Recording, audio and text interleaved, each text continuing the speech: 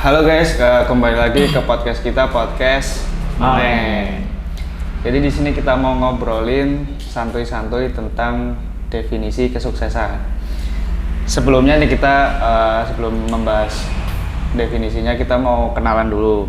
Saya host di sini Malik Yusuf dengan NIM 23963796 dan saya membawa dua narasumber.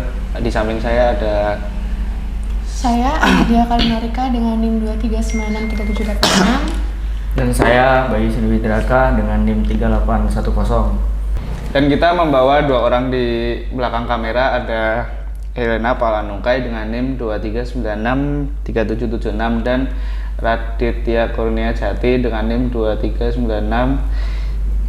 23963804. Oke.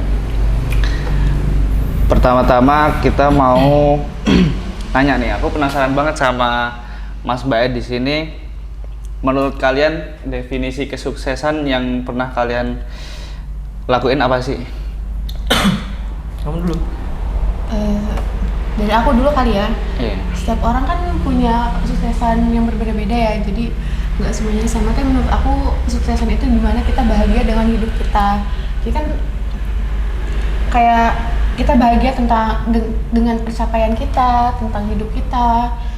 Itu sih menurut definisi kesuksesan menurut saya. Oh ya, jadi gitu menurut definisi kesuksesan menurut Mbak Alit. Jadi di sini aku juga mau nanya gantian buat Mas Bayu. Menurut Mas Bayu ini ada nggak sih tokoh yang menjadi inspirasi buat pengaruh besar ke Mas Bayu sendiri? Ada. Mungkin salah satu dari band Amerika ya, yaitu siapa? Guns N' Roses. Bisa dikenal GNR. Tuh saya suka sama gitarisnya yang namanya Slash. Kebetulan Slash menginspirasi banget tuh tokohnya. Dari awal dia berkarir sampai sekarang yang udah menjadi legenda mungkin ya, legenda di di dunia musik. Berawal dari dia yang orang susah, nggak ada fashion buat tampil itu kan. Kebetulan saya ikut organisasi di kampus Amikom Music Organization ya kan. Di situ saya kepilih jadi bass atau gitaris. Nah, di situ saya terinspirasi sama si Slash dan N Rose itu. Berawal dari karir dia yang dulu manggung pakai gitar yang biasa aja sampai sekarang bisa dikenal orang banyak ya kan. Ya dari situlah pokoknya banyak perjalanan hidup dia. Yang sekarang punya ciri khas kalau tampil pakai topi yang tinggi itu ya kan. Ya dari itu. Dah. Iya, gitu aja. Ya. Oke. Nah ya, jadi Mas Bayu ini kan remaja nih. Pasti tahu lah apa itu yang namanya model personality plus. Saya penasaran banget nih, public speaker dan negosiator ini termasuk dalam model personality apa ya? Pembisnis, public speaker, dan negosiator mungkin lebih kita bahas yang pembisnis dulu deh. Pembisnis tuh mungkin lebih ke choleric powerful ya, karena dia memiliki jiwa sifat kepemimpinan yang kuat gitu. Nah terus kalau untuk public speaker dia masuk dalam, kalau yang di materi itu apa? Sanguin populer. Karena rata-rata orang yang memiliki sifat itu tuh personality gitu. Gitu gak sih gitu ya. Ini biasanya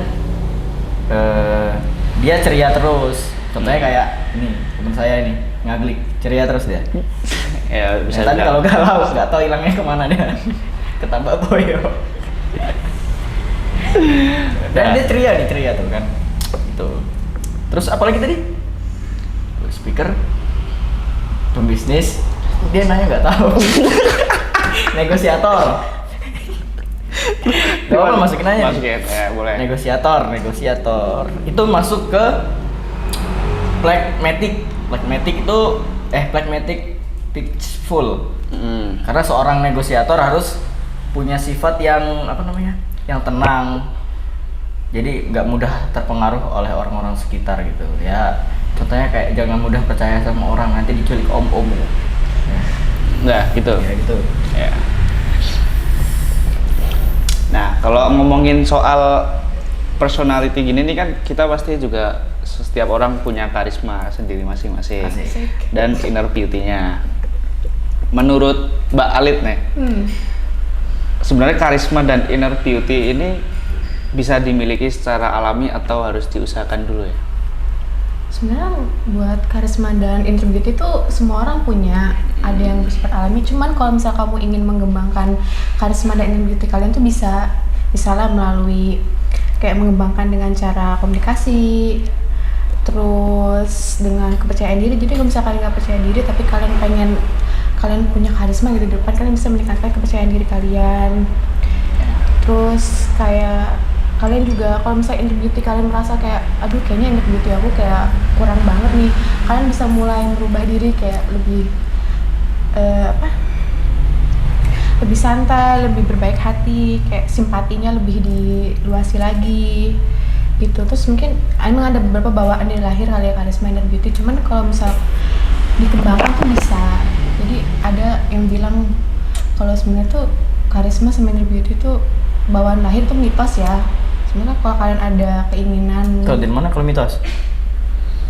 sebenarnya ada orang yang bilang kalau itu mitos, jadi kayak ya itu mah dianya sendiri yang nggak mau ngembangin karisma dia, inner beauty dia. Berarti karisma bisa dikembangin?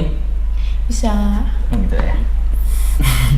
Jadi sampai sini aja konten podcast kita, podcast Mamen. Kita sudah cukup lelah untuk bertanya-tanya dan kita juga sudah menemukan jawaban tentang definisi kesuksesan ya guys. Oke, sekian dari kami. Bye. Terima kasih. Bye.